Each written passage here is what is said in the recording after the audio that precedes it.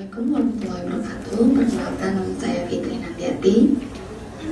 Sebetulnya kami di sini adalah satu tim dengan Pak Kamal. Nah, kami dari Puska FKM UI yang akan saya presentasikan di sini bagian dari yang sudah Pak Kamal barusan presentasikan. Cuma fokus saya di sini lebih kepada kasus persalinan normal. Di sini kita ingin melihat dampak dari status akreditasi untuk karakteristik pasien dan outcome persalinan di rumah sakit kelas A. Studi ini juga dilakukan di 9 rumah sakit kelas A sesuai dengan kegiatan HAPPY tadi. Mungkin akan saya lanjutkan.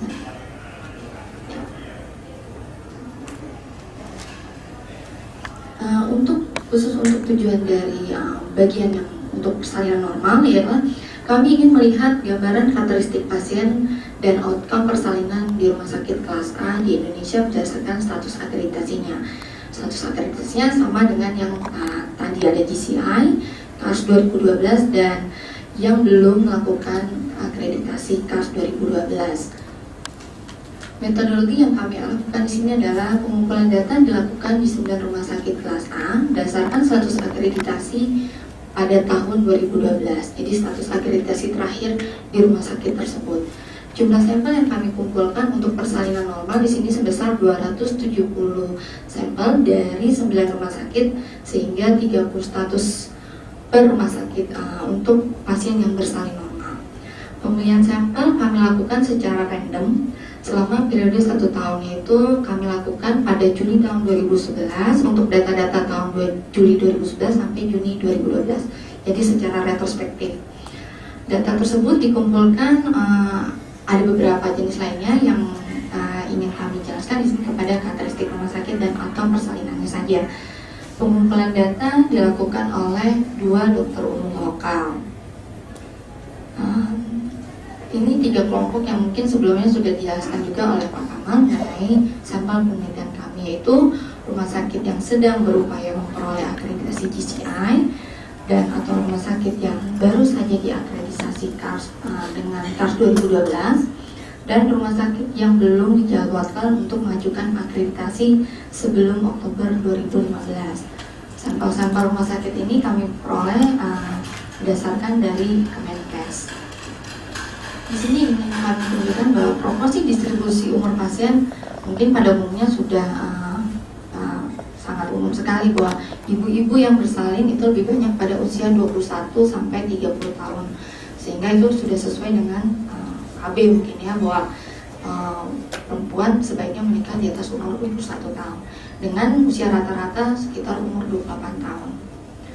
Di sini kami menjelaskan juga mengenai metode pembayaran.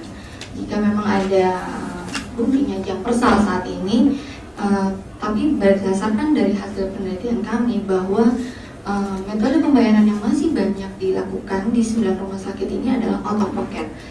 Bisa dilihat itu 34,8% itu pasien membayar sendiri. Sementara kalau kita mau lihat berdasarkan status akreditasinya, di 3 rumah sakit itu hanya rumah sakit yang belum akan melakukan akreditasi KARS 2012 yang menggunakan asuransi jam persal, sedangkan sisa lainnya lebih kepada out of pocket. Di sini untuk mengenai proporsi kondisi ibu saat keluar.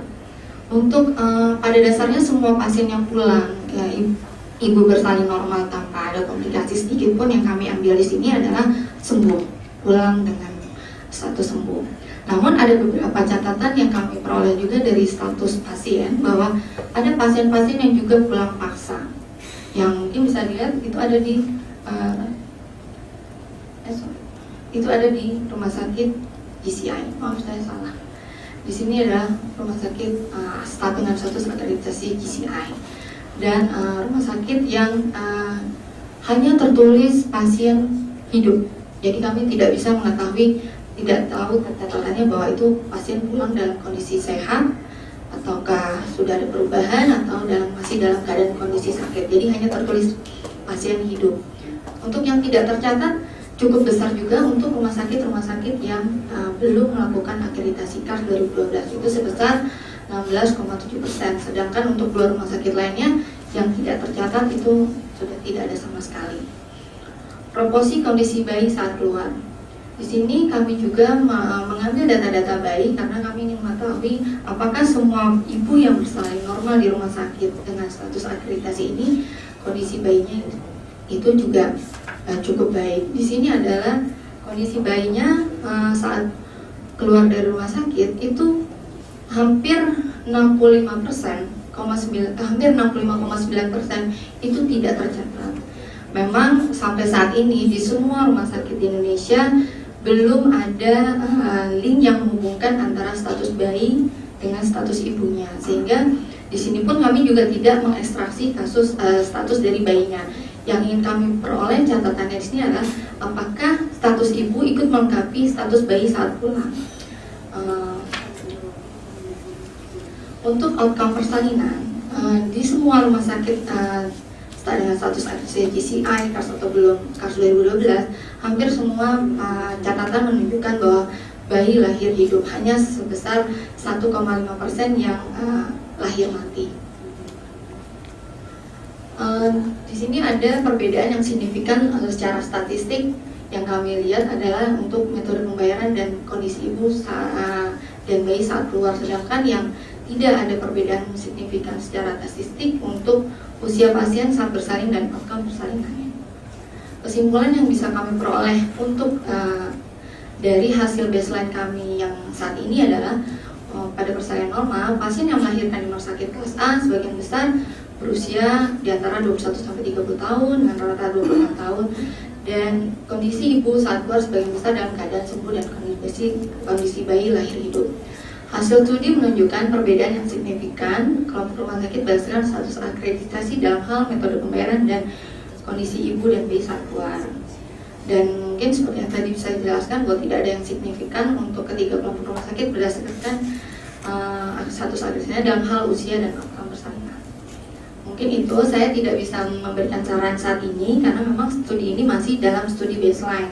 Jadi kami masih memerlukan waktu sampai endline baru bisa menyimpulkan apakah ada dampak dari status akreditasi dari masing-masing rumah sakit terhadap persalinan normal itu sendiri dari berbagai aspeknya. Terima kasih.